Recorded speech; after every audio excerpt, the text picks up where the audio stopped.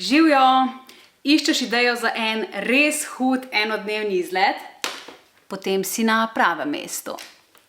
Naj ti predstavim Cimo di Terrarosso oziroma Špik hude police po slovensko. Sliši se kar strašno, ampak v resnici res ni.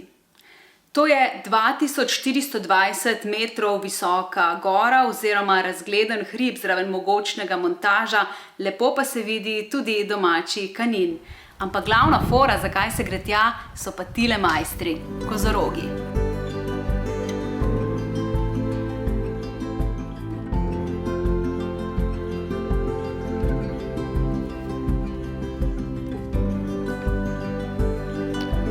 Iz Ljubljane pa do izhodišča v dolini Pecol te čakata skoraj 2 uri vožnje.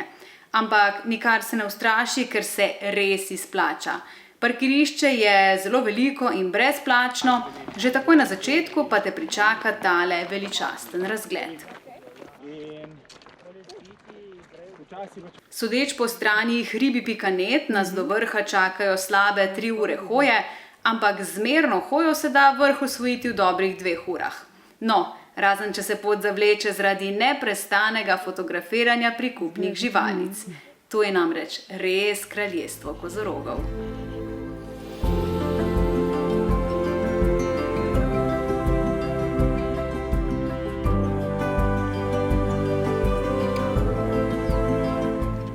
Pot ni zahtevna in čeprav ni markirana z orientacijo, ni težav, saj so table konec koncev.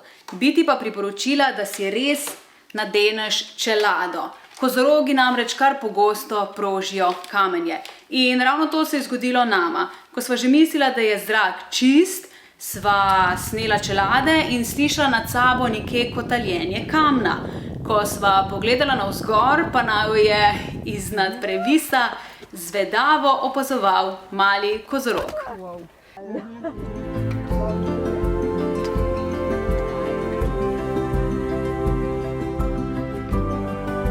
Ker pot začnemo praktično nad gozdno mejo, kakšne pretirane sence ni, zato se pripravi na žgoče sonce in zaščiti s sončno kremo.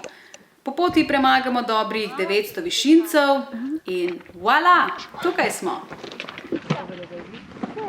Na vrh. Je bilo naporno? Srednje, ampak prijetno. Zakaj? Smo videli kozorogi.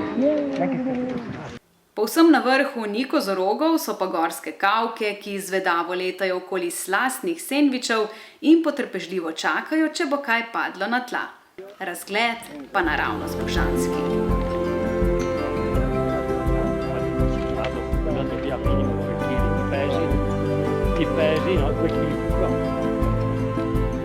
Navzdol sva se odpravila po isti poti, ki je na trenutke nekoliko drseča zaradi spolzkih kamnov, mogoče pa so krivi tudi kozorogi, ki nad vse radi ližejo kamenje, da dobijo mineralne snovi. Najprej sem mislila, da so to zelo plašne živali, ampak so očitno v primerjavi z gamsi precej bolj zaupljivi.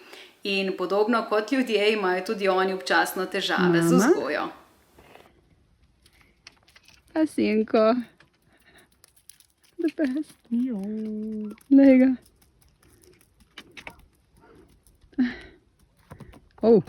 Okej.